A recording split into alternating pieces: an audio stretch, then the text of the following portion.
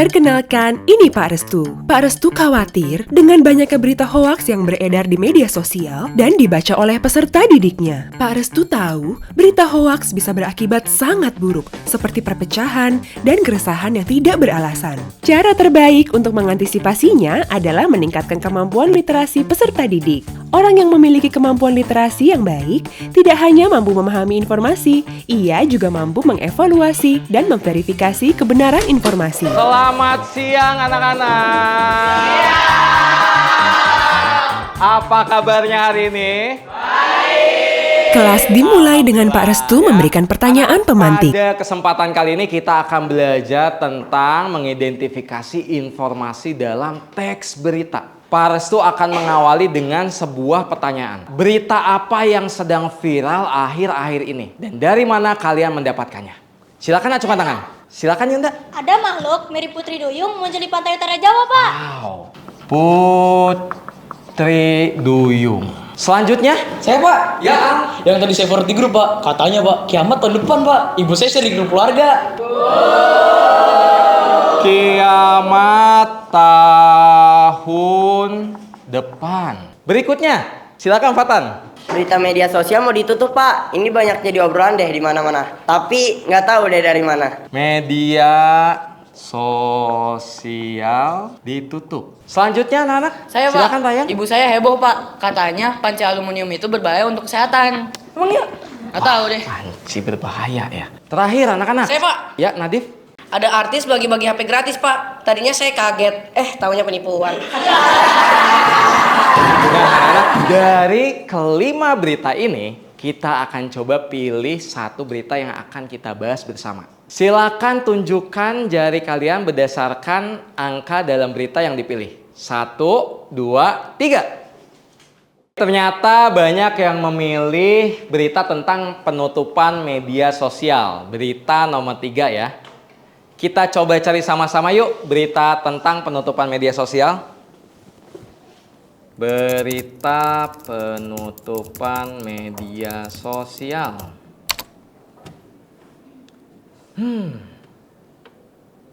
Apa kalian percaya dengan berita ini? Apa yang membuat kalian ragu atau yakin terhadap informasi dari berita tersebut? Ada yang bisa berpendapat? Saya, Pak. Silakan Amirah. Menurut saya itu tidak benar karena kalau media sosial benar-benar mau ditutup, pasti sudah ada pemberitahuan resmi dari pemerintah ataupun berita di TV. Kan banyak orang-orang yang akan benar-benar terpengaruh. Ada yang punya pendapat lain? Saya, Pak. Silakan Farel. Kalau betul berita itu seharusnya berasal dari sumber resmi dan dapat dipercaya, Pak. Bukan cuma dari media sosial ataupun grup-grup online. Setelah selesai mendengarkan pendapat dari para peserta didik terkait kebenaran informasi dari berita tersebut dan pengalamannya menghadapi hoaks, Pak Restu memandu peserta didik menyamakan persepsi terkait fakta, opini, dan cara menguji kebenaran informasi dalam teks berita dengan cara yang menarik dan terpusat pada peserta didik.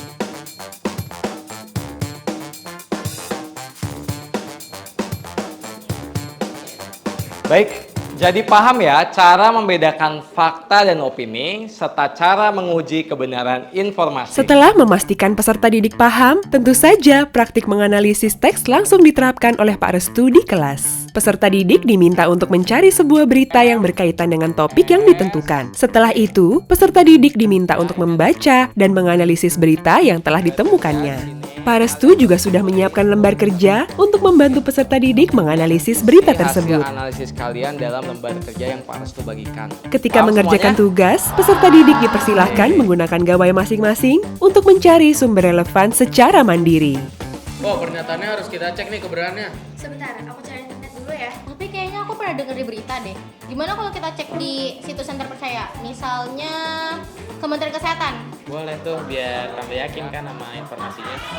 Tak jarang, Pak Restu melihat ada kelompok peserta yang kebingungan. Ia kemudian melontarkan pertanyaan pemantik untuk membantu peserta didik mengenali dan menyelesaikan masalahnya sendiri. Bagaimana kelompok kalian sudah siap? Tidak berhenti di lembar kerja Siap ya? saja, peserta Oke, didik kalau juga sudah dipersilahkan siap, untuk silakan mempresentasikan maju ke dan mendiskusikan Ya, silakan. hasil analisis teks berita. Tadi kami menganalisis teks berita yang berjudul Gula Lebih Berbahaya Daripada MSG. Pertama, kami mengecek sumber berita. Iya, kami dapat dari media sosial, jadi kami tidak bisa langsung percaya begitu saja. Selanjutnya, kami mencoba memahami berita.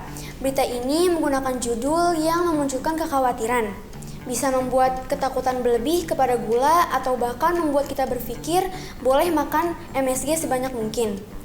Lalu, kami memilah kalimat-kalimat opini dan fakta sambil mengecek kata kunci dalam berita untuk mengetahui kebenaran tersebut. Kami juga sudah melakukan pencarian dari berbagai situs lain. Ternyata gula itu adalah sumber energi yang dibutuhkan oleh tubuh kita loh. Nah, tapi ada masalahnya, yaitu kalau misalnya kita mengonsumsi terlalu banyak gula, itu akan menimbulkan resiko diabetes yang meningkat. Begitu juga dengan MSG. Mungkin banyak orang yang sensitif terhadap MSG, tapi sebenarnya aman aja kok kalau misalnya dikonsumsi dalam batas wajar. Menurut Kementerian Kesehatan, sebenarnya tidak apa aja mengkonsumsi MSG, tetapi harus dibatasi sebanyak 0-120 mg per kilogram berat badan kita per hari agar tidak menimbulkan hasil-hasil yang tidak diinginkan. Simpulannya, baik gula maupun MSG itu aman untuk dikonsumsi, asalkan tidak berlebihan.